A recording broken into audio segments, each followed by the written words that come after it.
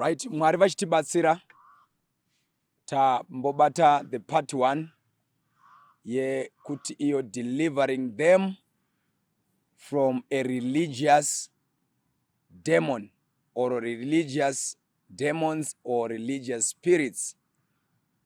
Ngavarwirwe. Paul achiti iye pana Romans chapter 10, my prayer and desire is that Israel may be saved. For they are zealous of God, but not according to the knowledge. So, ndataura ndikati nini, that's my desire as well for all these continents, that they may be saved. Mwari dai vatitira zvakanaka, dai mwari vatikomborera. So we just want to continue, tite clarify one or two things panyaya yekuti delivering them, kana kuedha kuti munhu anzwisise zvatiri kuedza kutaura pamusoro pekuti vanhu vaitwe delivered from a religious demon. Tataura kuti kune madhimoni akawanda, mamwe ndiwo anorwarisa vanhu, mamwe ndiwo anopengesa vanhu, mamwe ndiwo anongoita kuti vanhu vaite marombe, vamwe vanongoita kuti vanhu akawanda, mweya yekuti munhu angoprogresi, mweya inongoita kuti munhu atendere panzvimbo imwe chete, all those things. But ndikati nini, zvese izvi mwari vanogona kukurwira nekuti mwari hapana chakavaomera naye. Saka kana uchizvitenda, mwari vanokurwira and ukanamata, like ukateerera masessions atakambodzidzisa ekuva neconfidence in God, kuti how to build your confidence, and ungaita sei kuti mwari vapindure munamato wako, because God is ready to answer everyone. Ndo zvinotaura scripture izvozvo. But nhasi tiri kutaura nyaya yatanga tichibata kuita delivering them from a religious spirits. Tikati mweya wakaipisisa pasi pezuva haisi mweya iyi yese yatiri kuti unofanira kuponeswa kwairi, but mweya yakanyanya kuipisisa mugeneration, ma-religious demons. Remember, the devil was a worshipper. Achinzi Lucifer ari mukuru wezvekuimba, akadzingwa. Ndo patinoona naIsaiah achiprofita zvikanzi wadonha seiko iwe Lucifer. So akadonha from there, kanzi Bible rikati une nhamo iwe nyika, nokuti mweya wakaipa wakandirwa pamusoro pako. So the devil kana anga achimbori a religious person, ari a worshipper, panouya pano panyika, he will come as a religious man. So he's a very smart man, because ari kuda kuti lure the people vauye kwaari. So dai mwari vatibatsira, vanhu vanoti vachidrowa Satani vanodrowa kasatani kane nyanga kanotyisa. The devil is a smart guy. Why? Because ari kuda kuwinaka. He wants to lure the people to himself. Remember, hell yakagadzirwa for the devil and his angels. Satan nemadhimoni ake only. Hapana munhu akagadzirwa kuti aende kugehena. It was for the devil, but the devil is recruiting people now, so that he can, maybe God can change his mind, or vakaona kuti vanhu vawandisa vakudaenda kugehena. That's what the devil is thinking. So, but Satan apa basa manje rekurukuruta vanhu vachipinda mukingdom yani yake. So Satan antorivo ne empire yake. There are scriptures where Bible tells us the God of this evil age, mwari wenyika of the world, anonamato panyika pano. People, they are worshiping the world, the things of the devil. Zvinhu zvisiri mwari, zvese zviri shoko raMwari, materitory aSatani iwayo. But chinhu chinodefeata Satan, chaasingadi kuona, is the word of God. That's why when Jesus was tried, he used the word. Only the word of God. Dai mwari vatitira zvakanaka, dai mwari vatikomborera. So let's talk about this religious demon, this religious man devil. Tikaverenga kubhuku ra 1 Timothy, kana usinga manyi, Bible not 1 Timothy chapter 4. Rinoti iro, let me just Now the Spirit speaketh expressingly that in the later time some shall depart from the faith. Mweya unopupura pachena kuti nemazuva ekupedzisira ano atiri kurarama vazhinji vachatsauka pakutenda, departing from the faith. Rinoti chi, giving heed to seducing spirits, vachiteerera mweya inonyengera, and the doctrines of devils. Madoctrines aya hadzidziswi mubhawa. Madoctrines aya haasi kunzi kwai panonzi pane bhawa razodai riri kudzidziswa madoctrines, ari kudzidziswa muchechi. So that means the devil ari kutotangawo machechi ake otouyawo nedzidziso dzake. But pari kuti vanhu vabve from ignorance of the scriptures vapinde knowledge of God, ndo zvega zvichawinisa vanhu against this war yema-religious spirits. Otherwise you will be a person, a wanderer, who is just moving from pillar to post, following people, and you follow this and you see it's a false, then you go, you try this other one, and then you go until you are a disappointed person. Vanhu vakamboyaiteera vamwe vanhu muZimbabwe akati aiwa taakubva uku tiri kubirwa mari. And then they started to follow some other guys who were saying, aiwa no, tithes hatibhadharisi, izvo hatiite. Until later on, now they are demanding money. And the people are now seeing that they are captured. Vakuona manje kuti apa So you become a wanderer now. You are looking for another man of God. But nyaya haisi yokutsvaka vanhu kaiwewo. Nyaya ndeyekumira on the solid rock, which is Christ. Jesus will never disappoint you. Jesus will never change. The word of God will remain. Seek the truth. That's why Paul was telling Timothy, I believe it's 1 Timothy chapter 2, verse number 15, start to shew thyself approved unto God, a workman that needeth not to be ashamed, rightly dividing the word of truth.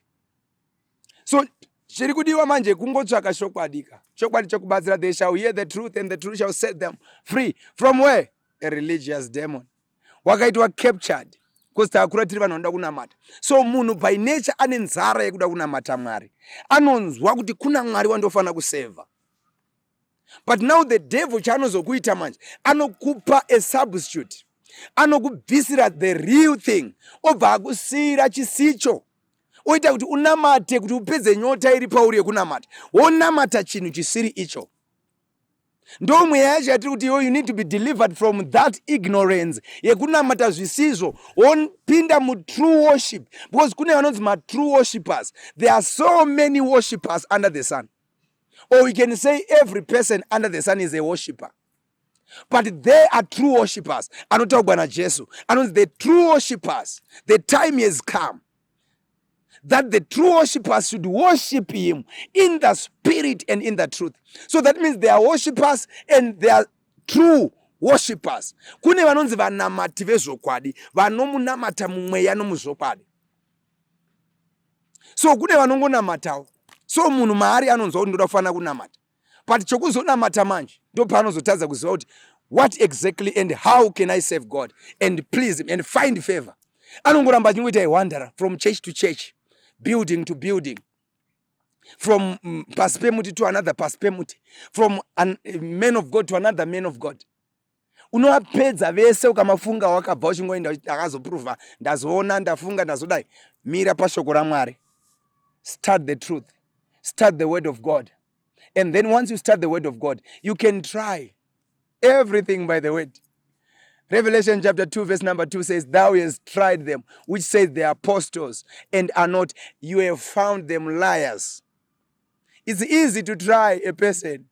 I will also maybe have a session where I'll be teaching how to try the spirits, how to try whether this is of God and is not of God. It's very, very easy.